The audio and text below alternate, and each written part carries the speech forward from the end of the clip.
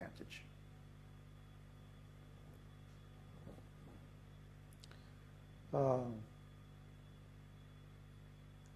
Vipina-purandara.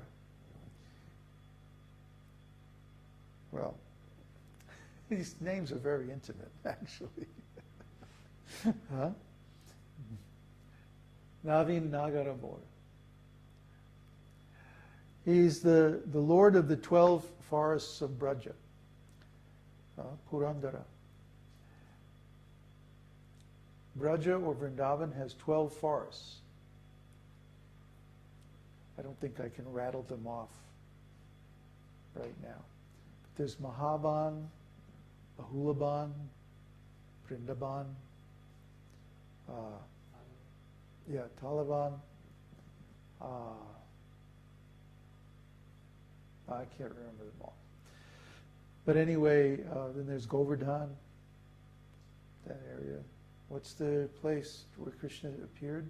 In Mother Yashoda's house, Mother Yashoda's palace. It's been too long since I've been to Vrindavan. Anyway, there's 12 forests, 12 areas. And he's ever youthful, navīna. Navīna, he never ages. Never ages past fresh youth, young teenager, about 16 years old. Can you imagine? Can you imagine how much trouble you could get into if you never aged past 16? Well, Krishna is the master of getting in trouble too. So he's ever youthful, and he's the best lover. Now that's another thing about Krishna. Krishna is the expert lover. He's in everyone's heart. What was that you were telling me about? Some TV show? The Tentacle? Oh, yes. What was that show? Lost in Space? Futurama. Futurama. It's really funny. There's this alien that falls in love with everybody. And it's just this tentacle that grows all over the place, right? And everybody, as soon as it touches them, they're like, oh, the tentacle. And they wind up all going to the tentacle's planet, and it's really weird. But actually Krishna is like that. Krishna is within everyone's heart, and he loves everyone, and he is the most close friend, most intimate friend with everybody. Can you imagine? Who could be such a great lover as Krishna? Krishna loves everybody. He loves every living entity, unconditionally, eternally, with unlimited pure love. I mean, it's just inconceivable. It's hard enough to grasp it on your own personal level, but just imagine the whole world or the whole universe, every living entity. It's just inconceivable. How great Krishna is. What a wonderful lover he is. But you can experience this personally. You can experience him directly by realizing him in your own heart. This is Krishna consciousness, and it's so wonderful. So, baṁśī-badana. He's always playing the flute. Baṁśī is a particular kind of flute. It's a long flute. It's about this long. And it has 4 holes, and it's very deep. Ooh.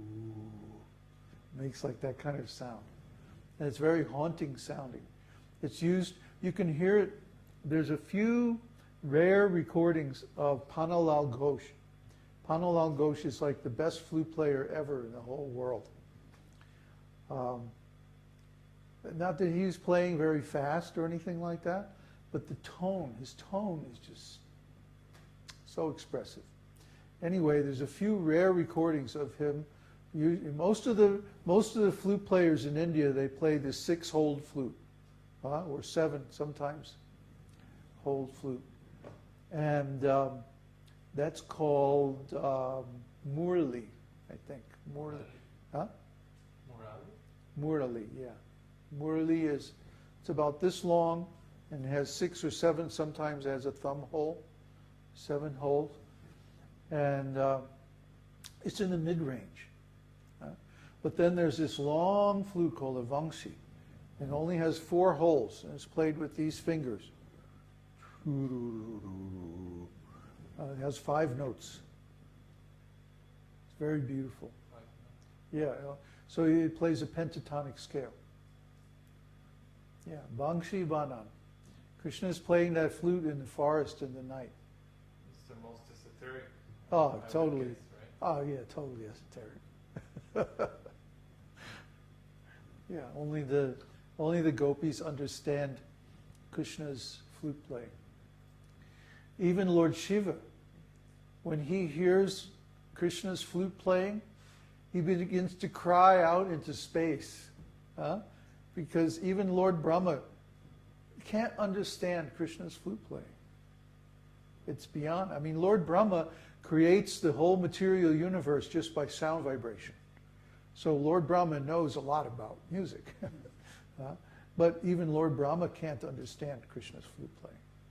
Only the gopis really understand, because they hear directly with their hearts. So, if you want to know Krishna, that's how you have to hear from him. So, suvāsā, he's the best dresser. Krishna is the best dressed God.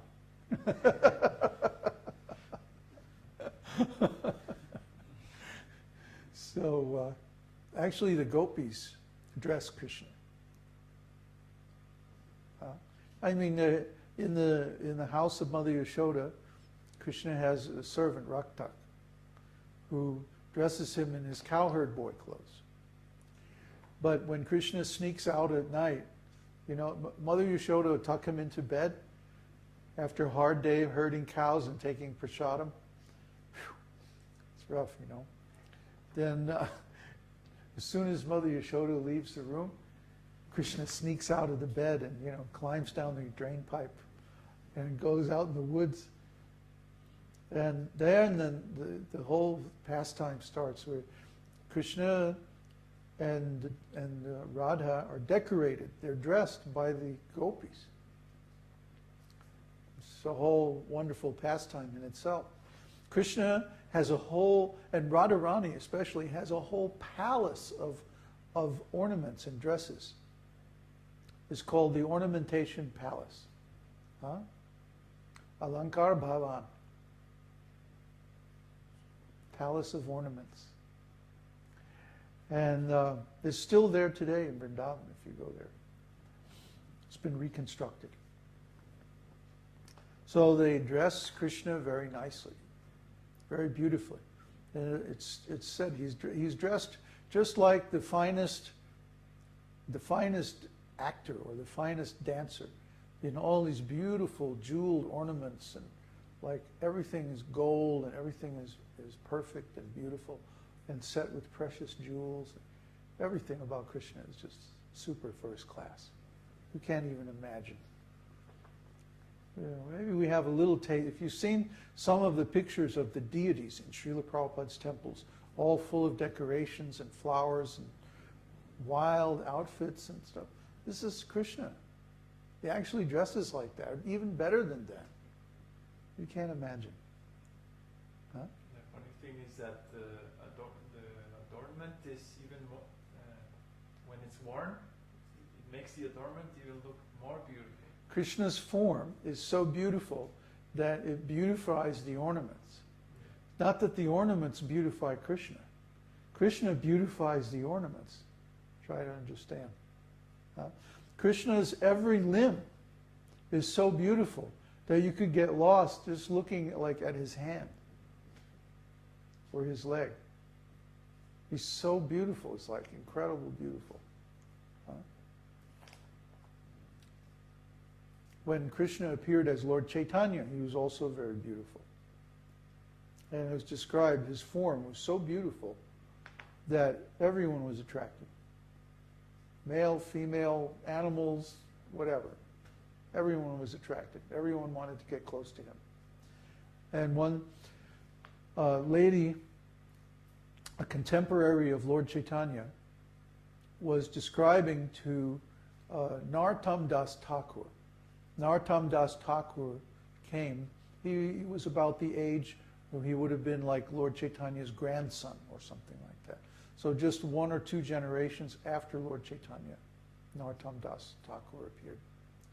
And he wrote down that one lady, elderly lady, who was a contemporary of Lord Chaitanya, described to him, I think it was his grandmother or a friend of his grandmother's, that Lord Chaitanya, his form was so attractive, you didn't even have to see his whole form. If you just saw his hair, he said you would lose your mind. You'd be like, ah. His hair was so beautiful. Huh? His hair was, first of all, is like jet black with blue highlights.